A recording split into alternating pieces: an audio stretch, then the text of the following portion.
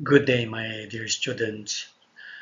I'm sorry I cannot meet you again online today because I'm going to visit two schools today and I might arrive late uh, in this evening. So anyway, I hope you don't mind. Okay, let's start with this act of faith. In the name of the Father and of the Son and of the Holy Spirit. Amen. Oh my God, I firmly believe that you are one God in three divine persons, Father, Son, and Holy Spirit. I believe that your divine Son became man, died for our sins, and that he will come to judge the living and the dead.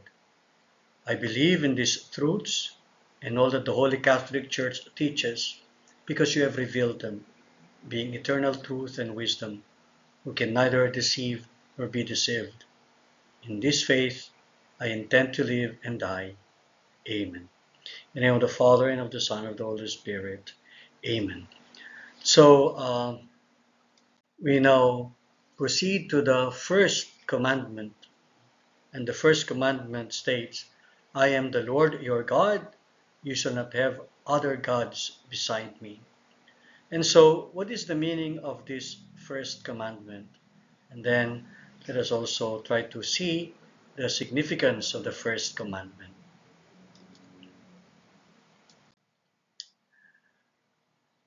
In the Catechism of the Catholic Church, this is found in section 2, the Ten Commandments, on chapter 1. The title is You Shall Love the Lord your God with all your heart and with all your soul and with all your mind. The first commandment is stated, I am the Lord your God who brought you out of the land of Egypt, out of the house of bondage. You shall have no other gods before me. You shall not make for yourself a graven image or any likeness of anything that is in heaven above, or that is in the earth beneath, or that is in the water under the earth. You shall not bow down to them or serve them. It is written, You shall worship the Lord your God, and him alone shall you serve. Okay? So the first part is that he is our God, and that we shall not have no other gods beside our God, Yahweh. The second is, you shall not make graven images and worship them, because actually that will be worshiping other gods. So please take note, what is prohibited is making a graven image in order to worship that image. That is forbidden because that is idolatry. That is already uh, having other gods before Yahweh, before our God in heaven. It is not stated that it is wrong to make images. What is wrong is that you make image and worship them. Okay, so that should be clear. But anyway, we'll try to explain them. We'll go back to this topic later on, and I will try to explain it more in detail. The real commandment is this, that the first commandment is telling us that we must love the Lord our God. You must love the Lord your God with all your heart, with all your soul, and with all your mind. This is the greatest and the first commandment. That is the meaning of the first commandment. Okay? So therefore, with the first commandment, we should love God passionately with all your hearts, thoughtfully with all your mind, and practically with all your strength. I think this is the meaning of the first commandment. I am the Lord your God. You shall not have other gods beside me. Now, the first commandment is the most holy and most important. Observing it well, we observe all the others. We cannot forget that to love God above all things comes before anything else. It is the only thing that really matters. So this is the most holy and most important. Because if you don't worship God, if you don't love God, if you don't serve God, then all the other commandments will not matter anymore. All right? That's why this is the first and the most fundamental commandment that we should follow. The other commandments will follow. All right? So don't forget that. You shall worship the Lord your God, and him alone shall you serve. According to the Catechism of the Catholic Church, God makes himself known. And the first word contains the first commandment of the law. You shall fear the Lord your God. You shall serve him. You shall not go after other gods. You shall not commit idolatry. You shall not worship other gods. You shall only worship one God. Okay? God's first call and just demand is that human beings accept him and worship him. This is the commandment, that we believe in him, that we worship him. And then we worship only one God and no other gods beside. No idols. Okay? And so we focus only on one God, and we believe in one God, and we worship, we serve, and we love one God. Now, do you believe that God exists? Of course. Before talking about commandments of God, do you believe that God exists? Saint Thomas make this statement. For those with faith, no evidence is necessary. For those without it, no evidence will suffice. So do you believe in God? The question is believe. It's a matter of faith. So if you believe, you don't ask for evidence. If you have faith, you don't ask for proof. You don't ask for proof because you have faith. You ask only for evidence if you do not believe. So, for example, your girlfriend, for example, or your boyfriend, I say like that, your boyfriend, uh, tinanong mo, may iba ka bang babae? Okay? Kapag hindi ka naniniwala, sabihin mo sa boyfriend mo, show me some evidence, proof na wala kang ibang babae. Kasi hindi ka naniniwala. Pero pag sinabi niya, wala akong ibang babae, ikaw lang ang mahal ko, and you believe, tama na. You don't ask for any other evidence. You don't ask for proof anymore. So, yun ang ibig sabihin ng, for those with faith, no evidence is necessary. Do you believe that God exists? If you say, yes, I believe, then no, you don't have to ask for proof anymore. But if you don't believe, ito ng problema. Related to God, because you cannot provide any scientific proof, you cannot provide any physical evidence of his existence, then no evidence will suffice. No evidence will suffice. So it's either you believe or you don't believe. The existence of God is a matter of faith. It's not a matter of scientific proof. It's not a matter of trying to prove something scientifically. It's on a different level. It's on a different level. Okay. Now, if there is a God of infinite goodness, he deserves my allegiance and faith. Therefore, I would do the greatest injustice by not believing. So, better believe. But to prove you, to convince you some more to believe, there is this Pascal's wager. Wager is an act of betting a sum of money on the outcome of an unpredictable event. Parang pustahan. Magpustahan tayo. So, itong tawag ni Pascal's wager. And Pascal's wager is mentioned and adopted for our purposes, not as a proof of God's existence, but as a tool to aid in our search for God in the absence of scientific proof or physical evidence.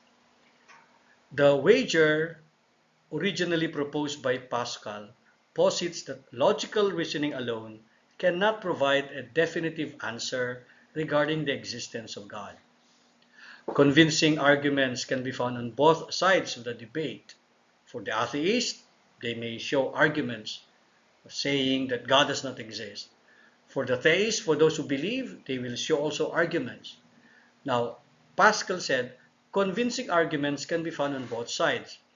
Given the significance of the question and the lack of a conclusive answer from reason, using our reason alone, we are ultimately faced with a choice. If we cannot prove either side, okay, we must decide where to place our bet. So, pareho sila. So, saan ka tataya? Okay? Saan ka tataya?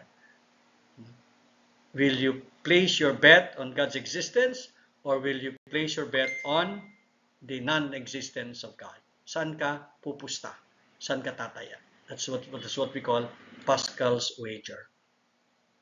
Now, Pascal said, if you place your bet with God, you lose nothing, even if it turns out that God does not exist. But if you place it against God and you are wrong and God does exist, you lose everything. God, eternity, heaven, and infinite gain. So kung halimbawa, ang tatayan mo ay God does not exist, tapos may Diyos pala, talo ka. Now, pag pupustahan mo, God exists, mabuhay kang maayos, magmamahal ka, okay? You will do everything to help others and to love God. Kung walang Diyos, walang mawawala sa iyo. Walang mawawala. In fact, anyway, nakagawa ka ng kabutihan. Nakatulong ka sa kapwa. So, okay lang. Naging mabuti kang tao. Okay lang. Walang talo. Okay?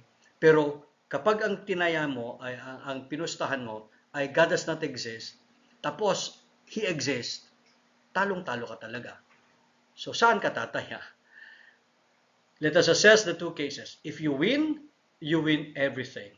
Halimbawa, tinayan mo na may Diyos, pumusta ka doon, at may Diyos, panalong-panalo ka. Halimbawa, pinustahan mo yung walang Diyos, at may Diyos, talong-talo ka. So, ibig sabihin, you better place your bet on God's existence. Ayan. Yun ang Pascal's wager. Yun ang argument niya. Yun ang argument niya. Safe. To play safe, better believe in God. Okay? Now, the wager is not meant to force someone to believe in God. However, it can serve as an incentive for us to search for the existence of God. It encourages us to study and reconsider the argument that attempt to provide evidence of the existence of a higher power. Even if we are skeptical, we are doubting, it can motivate us to pray and ask for a sign of God's existence, saying, God, I don't know if you exist, but if you do, please reveal yourself to me. Because you are open. Because you have placed your bet that God, He exists. So, magdududa ka, pero Lord, pinustahan ko, ang pusta ko na nandyan ka. Okay? Then you could pray, if you do, please, if you exist, please reveal yourself to me. That's the advantage of placing your bet on God's existence. That's what we call Pascal's wager. According to Blaise Pascal, there are three kinds of people. Those who have sought God and found Him, you are blessed. Hinanap mo siya, and then you found Him. Those who are seeking and have not yet found, I encourage you, go on. Keep on searching. Seek and you shall find. Seek and you shall find. And those who neither seek nor find, kawawa naman kayo. The first are reasonable and happy because they found God. The second are reasonable and unhappy because they haven't found God. The third are both unreasonable and unhappy because ayaw nilang pumusta doon sa sigurado. Unreasonable. Saan ka dapat? Dapat doon ka sa sigurado. Doon ka sa kung saan ka pwedeng manalo. If the wager stimulates us at least to seek, then it will at least stimulate us to be reasonable. And if the promise Jesus makes is true, all who seek will find and thus will be happy. So Jesus said, ask and you will receive, seek and you will find, knock and the door will be open to you. Okay? So I hope that's one way of convincing you to believe in God. To believe in God. So if you believe in God's existence, you must study the Ten Commandments. Oh, yun ang connection. Kasi if you don't believe in God's existence, what's the point of studying His commandments? Now, if That's why I belabored. I made it a point to convince you it's better to believe in God's existence. Although you may doubt sometimes, but hold on, keep searching. It's better to believe than not to believe at all. Now, if you make a decision and say, okay, I will believe in God's existence, He's there, because it's safer to believe in God's existence rather than not believing His existence, then what follows will be to study His Ten Commandments. Malulugi ka ba? Hindi naman, kasi when you study the Ten Commandments, you will live good lives. You will live what was a moral life. Makakagawa ka ng maraming kabutihan. Masama ba yun? Di ba? Yun naman ang ideal natin. And it will make us, doing good will make us happy. And obeying God's commandment is actually leading us to do good. So these divine instructions are crucial for leading a virtuous life and clearly defining what is right and wrong.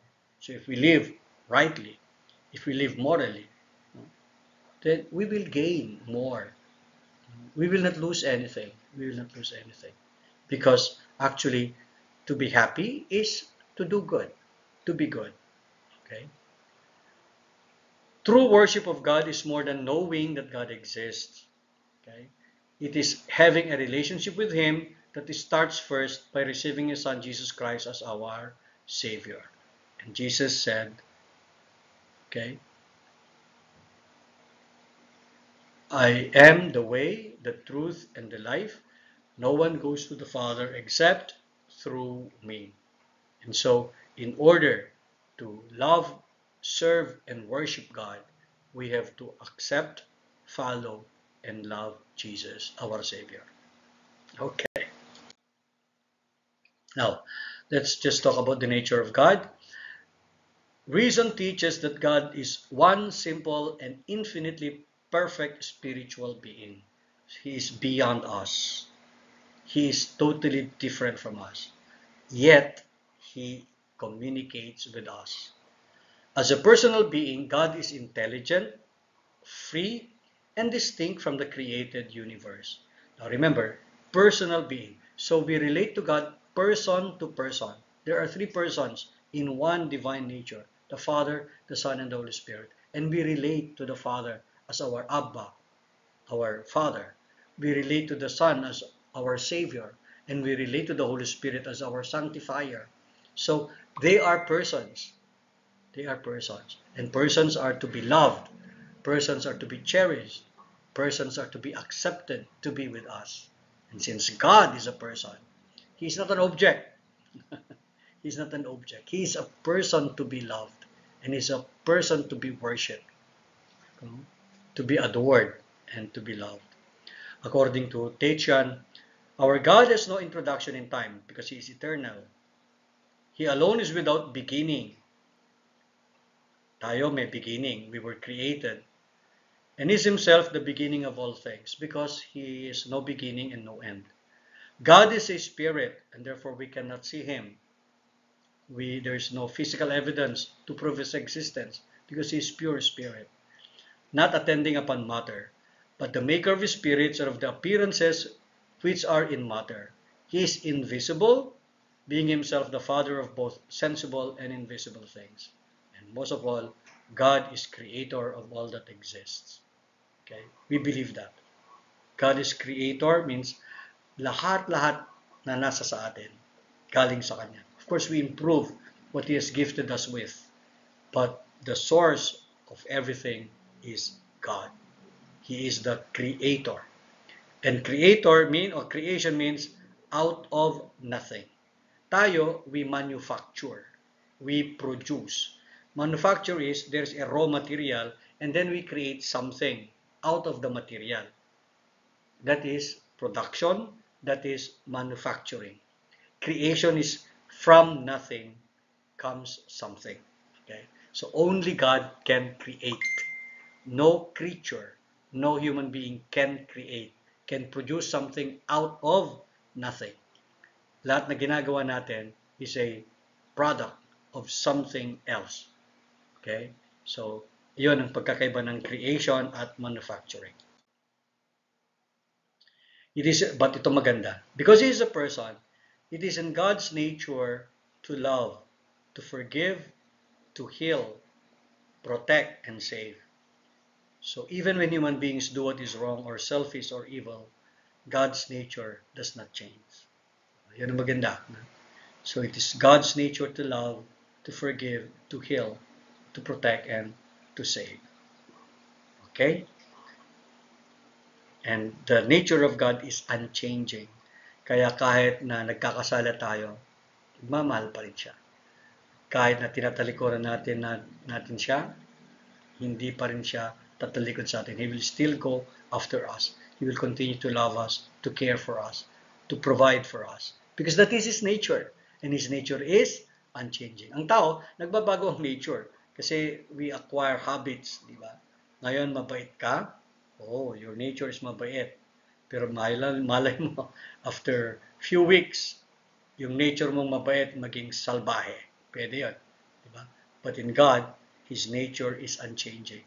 And He remains, I repeat, loving, forgiving, protecting, saving, and healing us. That's our God. In the Catechism of the Catholic Church, Jesus Himself affirms that God is the one Lord whom you must love with all your heart, with all your soul, and with all your mind, and with all your strength. We firmly believe and confess without reservation that there is only one true God, eternal, infinite, and unchangeable, incomprehensible, almighty, and ineffable, the Father and the Son and the Holy Spirit. Three persons indeed, but one essence, substance, or nature entirely simple. Okay? So, ito yung description ng Catechism of the Catholic Church of the nature of God. One true God, eternal and infinite, creator, and but loving. How did we know this?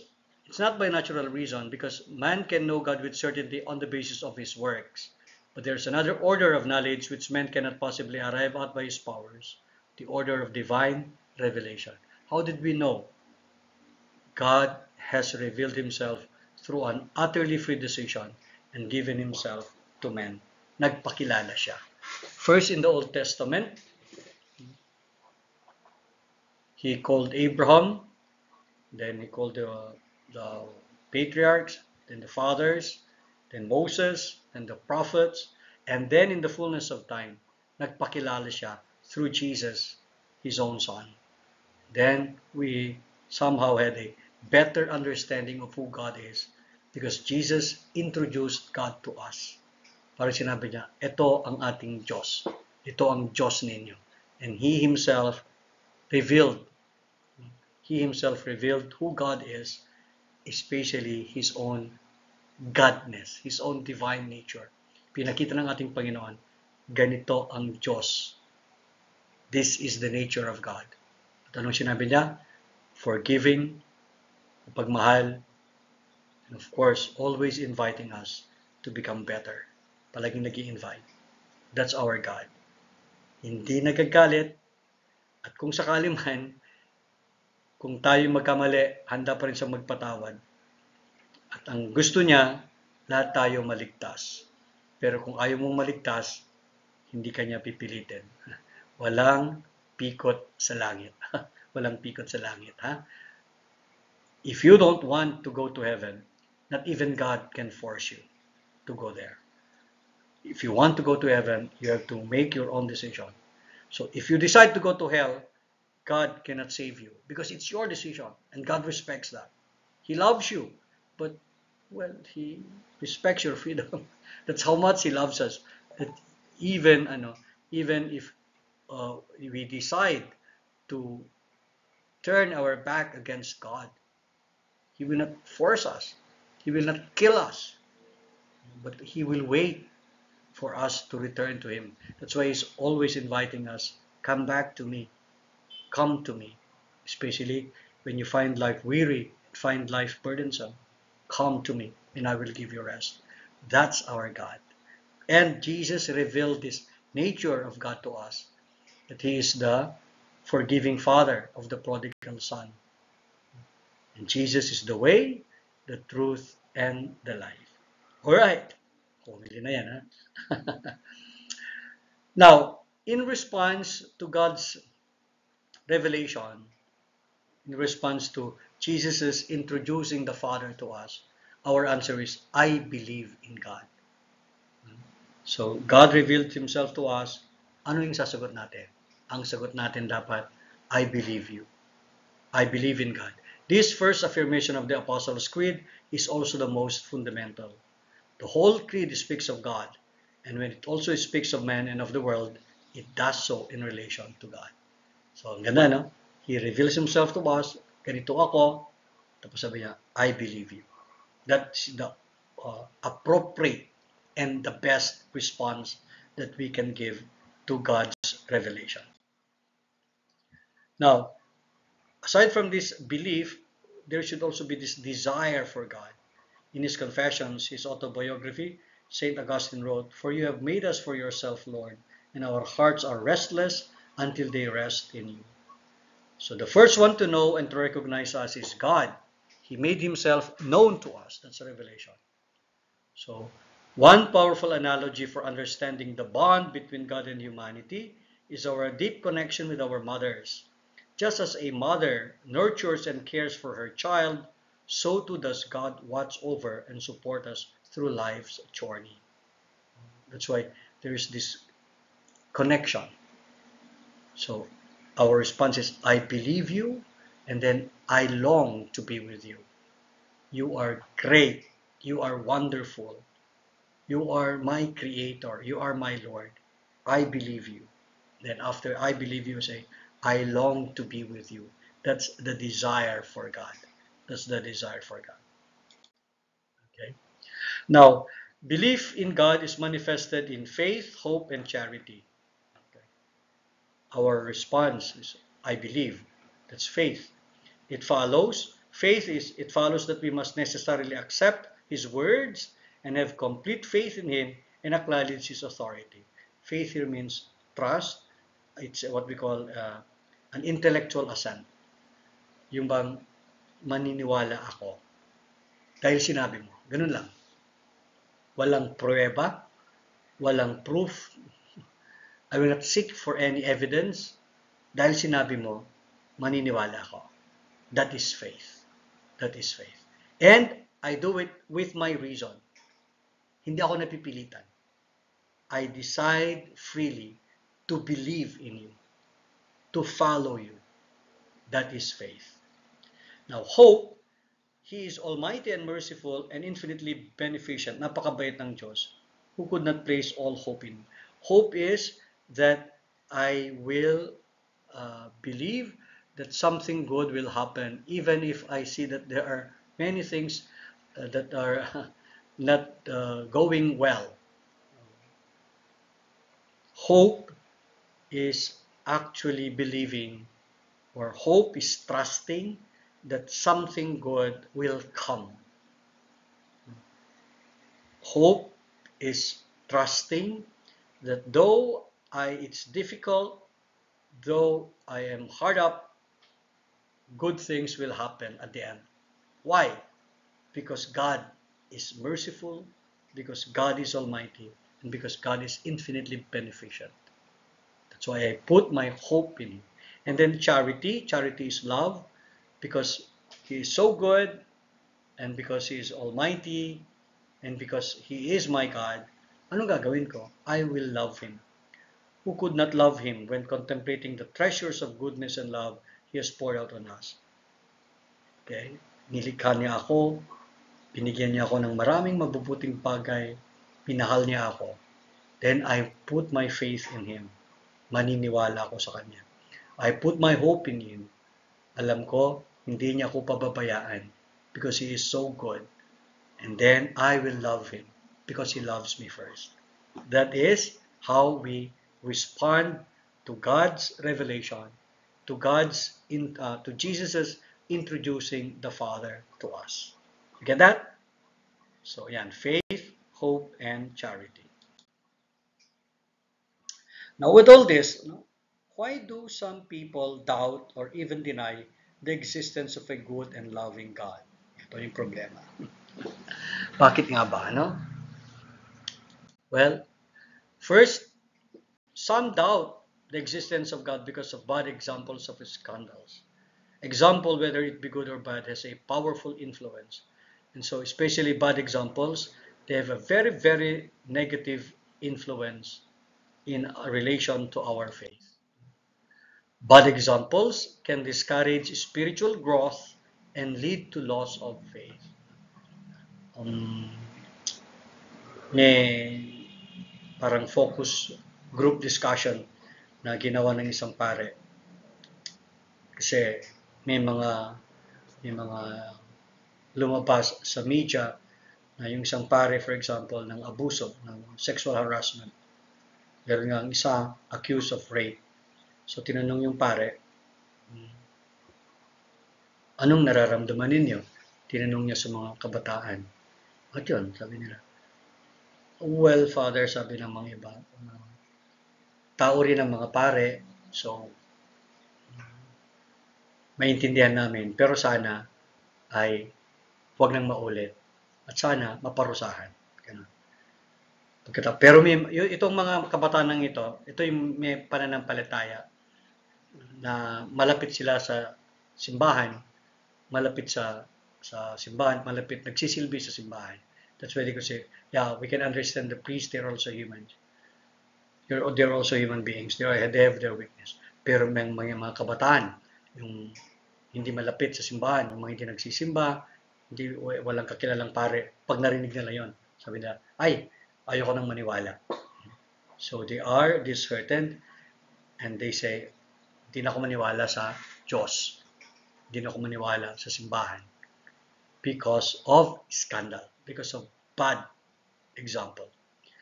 And lately, we had many occasions to think about the sin of scandal, whether certain high-profile Catholics and members of the hierarchy have truly been guilty of scandal, or whether the media have just been taking reports out of context, depends on each case. Nonetheless, a lot of the faithful are suffering from it. May mga kabataan, hindi na lumalapit, hindi na nagdadasal, hindi na nagsisimba, wala nang tiwala sa Diyos kasi sabi nila, ang sasama nila, sila pa. Okay, ganon. So, ayan. That's one factor. That's one factor. Okay? That bad examples can discourage spiritual growth and lead to loss of faith. Okay? Yung joke ni Miriam Defensor. Kung sa langit, maraming falling star, dito sa lupa, maraming feeling star. Maraming nagpapasikat. Okay. According to the Gospel of St. Matthew, whoever causes one of these little ones who believe in me to sin, it would be better for him to have a great millstone fastened around his neck and to be drowned in the depth of the sea. The Catechism of the Catholic Church defines scandal as an attitude or behavior which leads another to do evil. Because of my bad example, ayan, may mga kabataan, hindi na nagsisimba, hindi na naniniwala sa Diyos. That's a scandal. Okay? The person who gives scandal becomes his neighbor's tempter. He damages virtue and integrity. He may even draw his brother into spiritual death. Kaya nakakatakot. That's a scandal. So avoid giving scandal to others. Okay? Avoid giving scandal to others. So, but we have to admit, there are scandals in our world. There are scandals in our church. There are bad examples that we see many times in the church, in the school, especially in Catholic schools.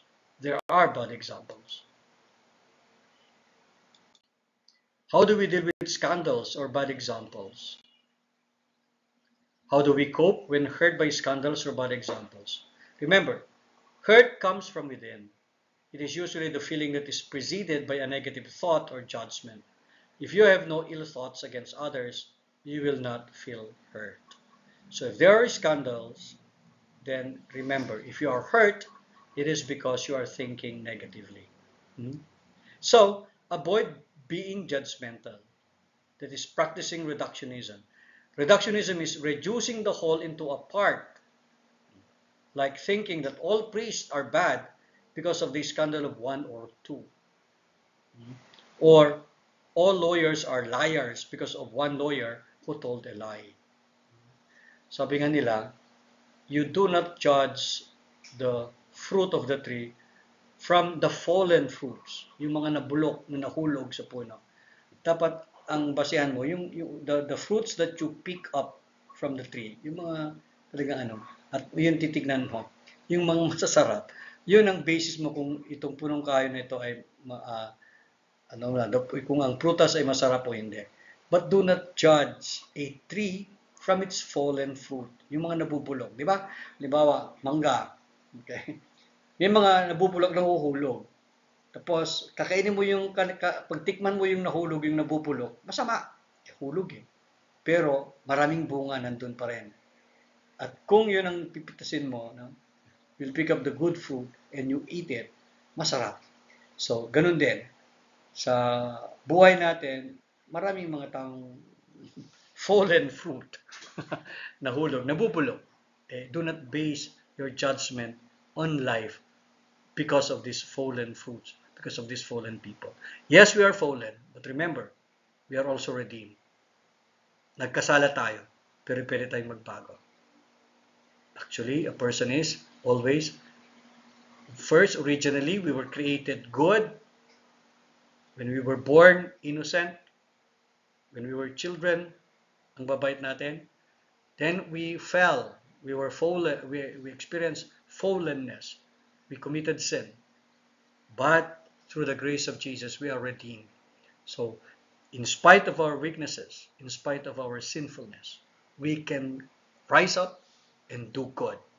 We can become better persons. So, originally we're good, we were fallen, but we are redeemed.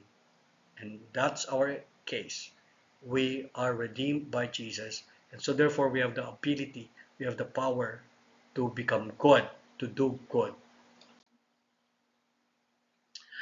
When there are scandals, practice hail. Hail means high acceptance and low expectations. Okay? High acceptance means you accept your weaknesses, you accept that people are not perfect, but you also accept that they can change, as you can change, as we can improve ourselves. We can repent and then later on become better persons. That is acceptance. But it starts with accepting who we are.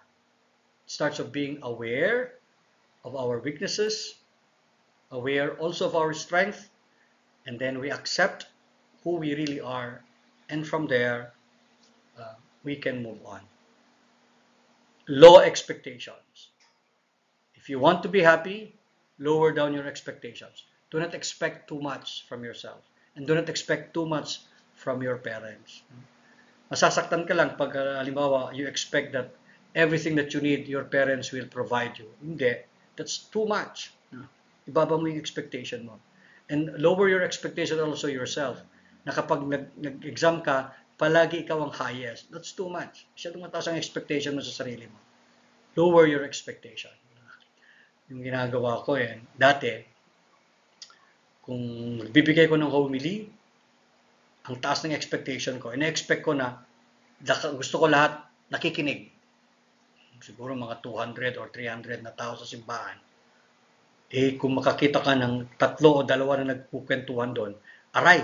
Kasi gusto mo lahat sila makikinig. But that's too much. That's expecting too much. So ang ginawa ko, I lowered down my expectation. Sabi ko, pag makakita lang ako ng 3 o kahit 2 lang na nakikinig sa akin, masaya na ako. So pag nag-sermon ako, maghahanap ako doon sa mga nagsisimba. Pag may nakita kong 2 o 3 na nakikinig, makikita mo mararamdaman mo na nakikinig sila. Masaya na ako. Pero most of the time, hindi lang 3, minsan more than 10. Di sobrang saya ko. Dahil yung expectation ko was met.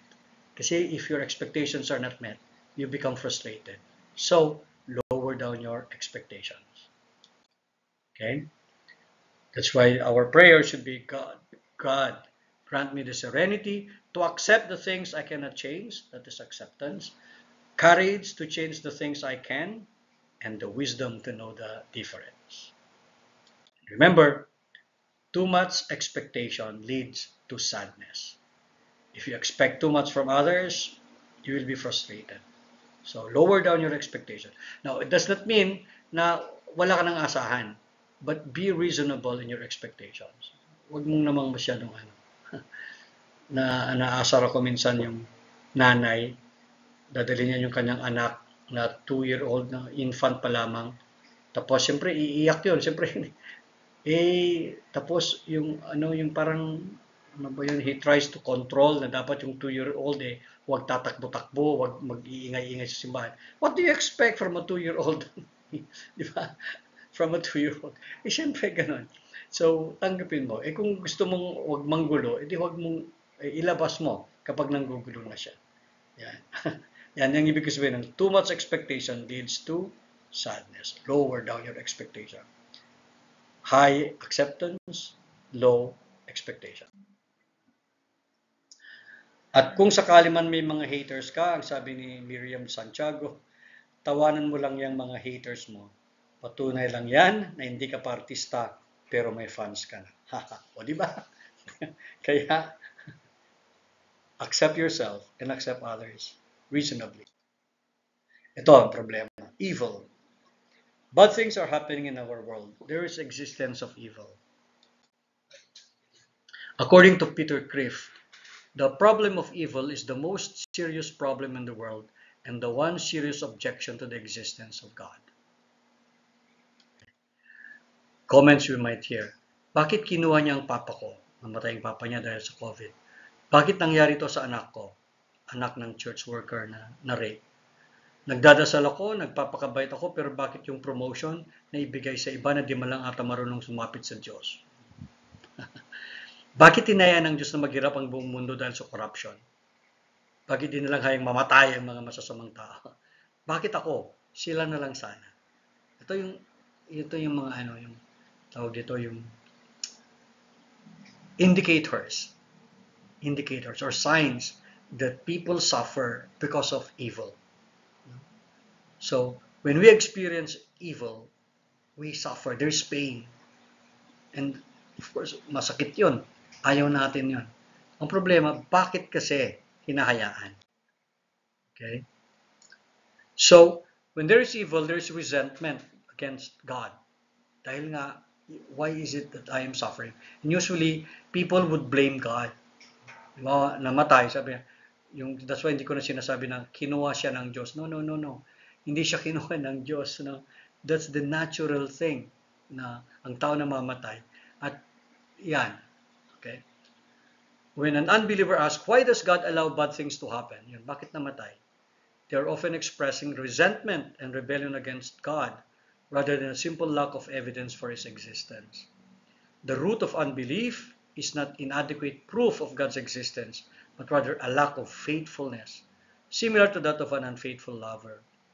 The issue for the unbeliever lies not just in unclear understanding, but in a hardened heart.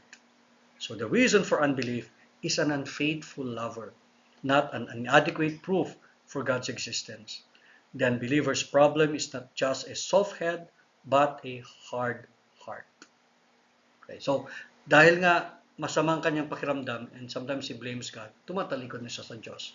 Kung baga parang, halimbawa, kaibigan mo, sinaktan ka niya, ano gagawin mo? Iwan mo na siya. Kasi sinaktan ka niya eh.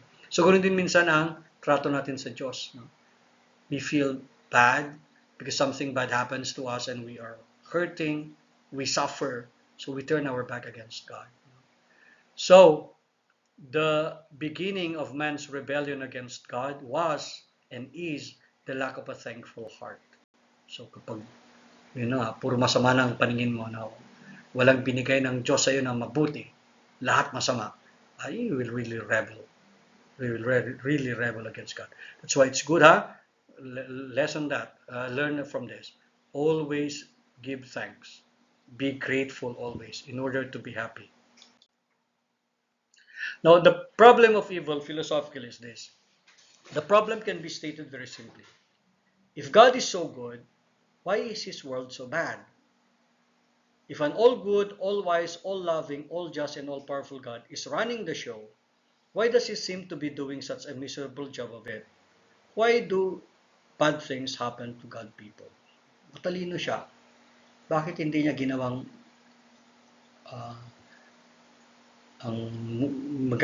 ba't di niya ginawa na sana ang mundo ay libre sa kasamaan? Wala nang masama. He's all powerful. Bakit di na lang niya tanggalin lahat ng masasama dito sa mundo? Yun ang philosophical problem, the problem of evil. How could a good God allow evil and suffering? Yun ang usual problem. Okay? So, at kung yung mga taong hindi nakakaintindi nito, sometimes they really leave God. Sana sa inyo wag kayong ganun. Pero let's just give an answer. First answer is the free will. God created beings with free will. This means that they have the ability to make choices, and those choices can lead to a good or bad outcomes. So ito yung tinatawag nating moral evil, yung criminality, yung drug addiction, yung slavery, yung corruption, yung stealing. Lahat ito, product of free choice. Gawa ito ng tao. Decision ng tao. Ang nagpapahirap sa buhay ng tao ay kapwa-tao na gumagawa ng masama. Di ba? So some people believe that a creature can be free yet unable to make bad choices. However, I do not share this view.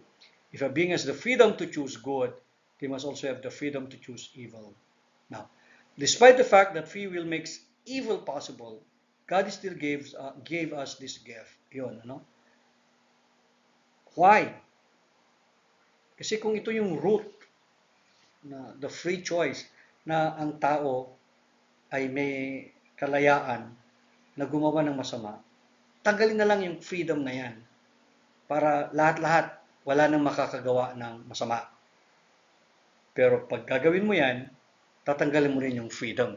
So why is it that God still gave us this gift of freedom to choose good or bad?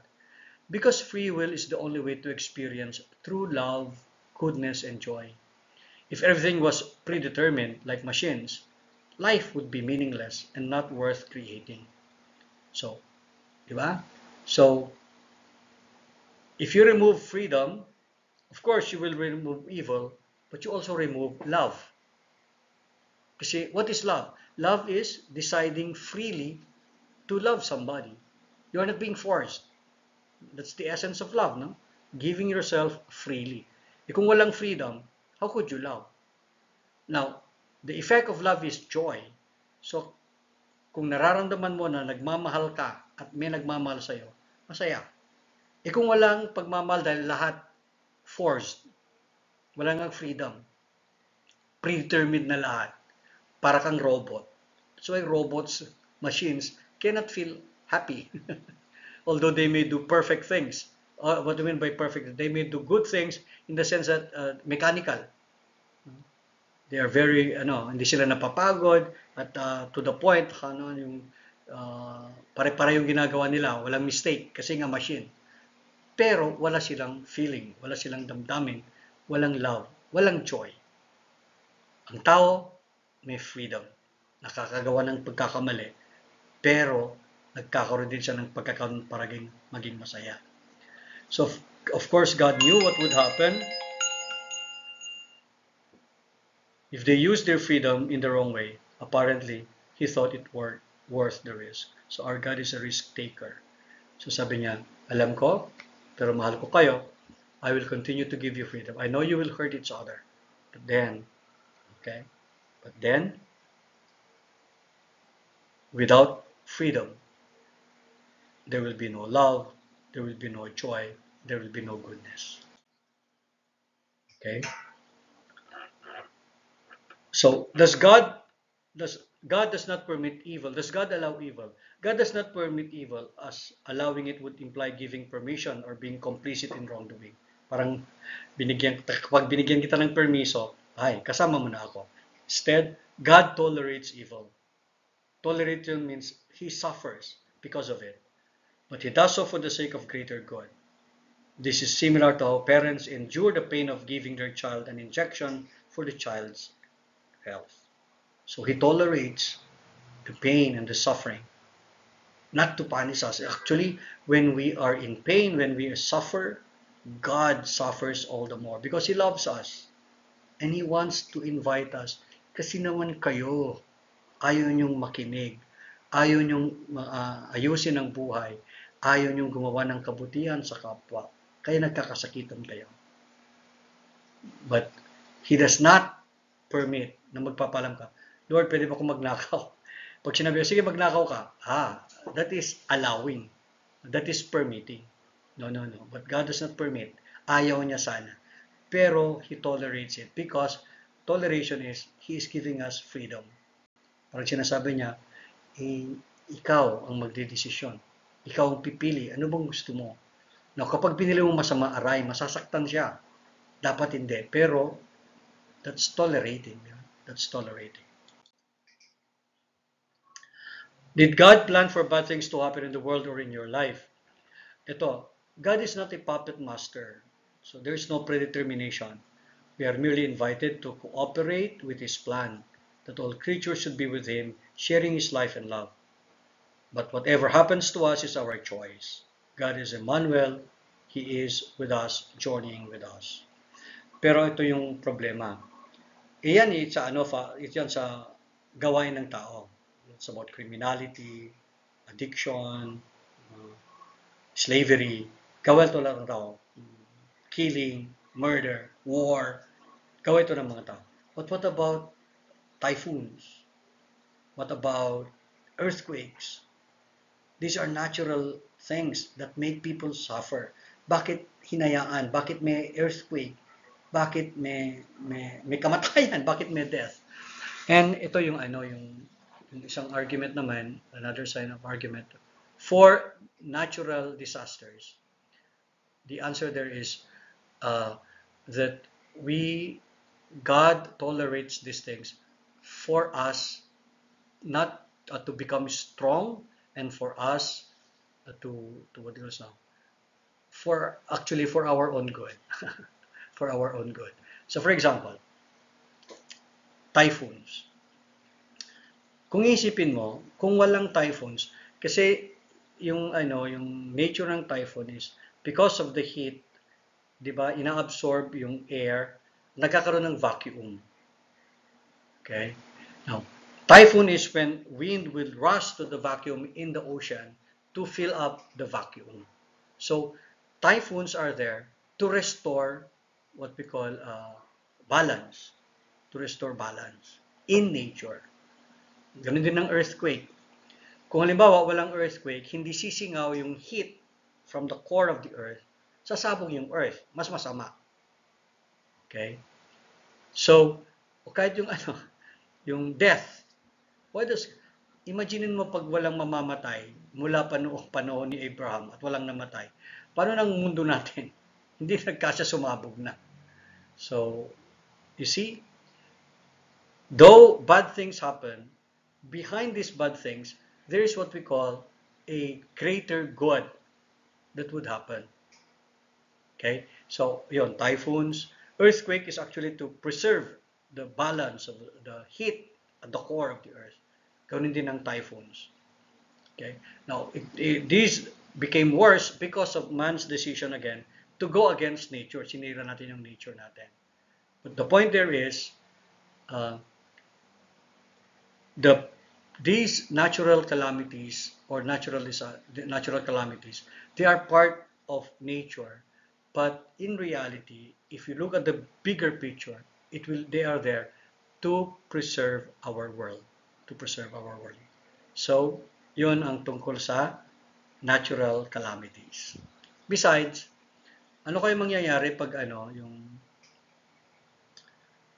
kahit na putulin mo lahat ng punong kahoy, walang bagyo? What will happen to our resourcefulness? What will happen to our intelligence? Kahit na hindi ka mag-aral, matalino ka pa rin. Kahit na you pollute the ocean, marami pa ring isda. Ano mangyayari sa galing natin? Ano mangyayari sa tinatawag na ingenuity natin? Ano mangyayari sa creativity natin? Wala na. Upo ka na lang dahil everything will be okay. Everything will be put into order by God. Ayusin lahat ng Diyos. Ayaw ng Diyos natin kasi ang mangyayari sa atin yan ay maging lampa tayo. We'll all be lampa. At ayaw ng Diyos yan. That's why He would see to it that we use the intelligence that He had given us, the gifts, the talents, for us to make our lives better. Kasi kung wala itong paghihirap, walang struggle, walang silbi ang courage, walang silbi ang industriousness. Bakit ka pa magpapakasipag? Aayusin naman pala lahat ng Diyos. So there's wisdom. There's wisdom in allowing this or tolerating these things to happen for our own good. Pero wag mong sabihin ngayon. Kaya itong tanda natin when we are suffering, do not ask for the good reason now. You won't say it. Kapag nahihirapan ka, may problema ka ngayon, you will only understand the plan and the beauty of life at hindsight. Kapag tinitignan mo na sa nakaraan. Pero right now, halimbawa, ayun, naghihirap ka mag-aral. Pag may exam, nahihirapan ka. Galit ka. Kasi pinahihirapan ka eh. Pero later on, kapag naging medtech ka na, and then you will go back. Mabuti na lang naghirap ako. Kasi you have become a better medtech because of the struggles and because of the trials that you have endured while studying. Kung wala lahat yan, walang struggles, walang difficulties, kasi ayusin lahat ng Diyos, what happens to your talent? What happens to your intelligence? What happens to your ingenuity? To your creativity? Wala na. Wala na. What happens to your innovation? Wala na. Kasi nga, lahat, everything will be okay. So there is wisdom in it. There is wisdom in it. Okay? Now, how does God deal with evil? Let us look at the cross. The cross is God's part of the practical solution to evil. Because sacrifice brings out the best in us. Yun ang sinasabi ko kanina. But remember, fight evil with good. That's why Jesus allowed Himself to be crucified. Kumbaga parang sinasabi niya, masama ang ginawa ninyo sa akin. Pinapatay ninyo ako. Hindi ko gagawin yan sa inyo. To stop evil, I will suffer. Sige, gawin na ninyo lahat ng masama sa akin. But I will not take revenge. Hindi ko gagawin yung ginawa ninyo sa akin. And that's how He stopped evil. That's how He taught us. That's how we defeat evil. We defeat evil not by doing evil, but by doing good. So that's why, fight evil with good. Okay? Living the Paschal mystery is the example shown to us to fight evil. You sacrifice, die to yourself. And when you die to yourself, something new will emerge. Something new will come out. That's the Paschal mystery. Kaya ng ating Panginoon, pinahirapan siya, pinako siya sa krus na matay, but on the third day, nabuhay muli. Ganun din ang buhay natin. If we want to fight evil, then sacrifice first. And it will lead you to even die to your selfishness, die to your own weaknesses and failures. But then, because of that humility, because you humbled yourself, then you will become a good person. And that's the resurrection. That's how we fight evil, within ourselves and even the evil in others. For God so loved the world, so that He gave His one and only Son, that whoever believes in Him shall not perish, but have eternal life. Okay? How can we overcome the problem of evil? According to Romans, do not overcome by evil, but overcome evil with good. Anong tawag kapag nagtapon ka ng basura sa dagat? Sagot, pollution. Ano naman ang tawag kapag tinapon mo sa dagat ang mga politikong kurakot? Solution. Solution. Okay. So when bad things happen, remember that evil does not exist on its own, but needs to inhere in something good. Hence, where there is evil, wait for the good to come out. To an improving Christian, a bad thing that happened is not only a temporary setback, but also a stepping stone to improve oneself and to be close to God. So remember, kung may masama, that means it adheres to something good. Walang taong totally masama. Okay. Good can exist without evil, whereas evil cannot exist without good. So, ito, to an improving Christian, A bad thing that happened is not only a temporary setback, but also a stepping stone to improve oneself and to be close to God. Yung kwento ko kanina, tungkol yung mga paghihirap mo sa pag-aaral. Okay? The obvious point of the book of Job, the world's greatest exploration of the problem of evil, is that we just don't know what God is up to. God is able to do more than man can understand. So it's better to put our trust in God and say, believe that there is something good in something evil. That when we experience something good, there could be something good lurking behind. And when it comes out, we will be surprised. Ano nangyayari pag may bagyo? Ang daming kamamang tao, pero lumalabas naman yung kabutihan ng tao. Daming relief goods. COVID, no? Akala natin ang sama-sama na noon, pero there are many good things that came out after COVID. Ito, yung online classes. Isang example yan. Dati hindi natin ginagawa to. Now, nagagawa na natin. So, believe, we just don't know what God is up to. And God is able to do more than man can understand. God said, for my thoughts are not your thoughts, neither are your ways my ways. So put your trust in the Lord. Okay? Eksakto. Assignment.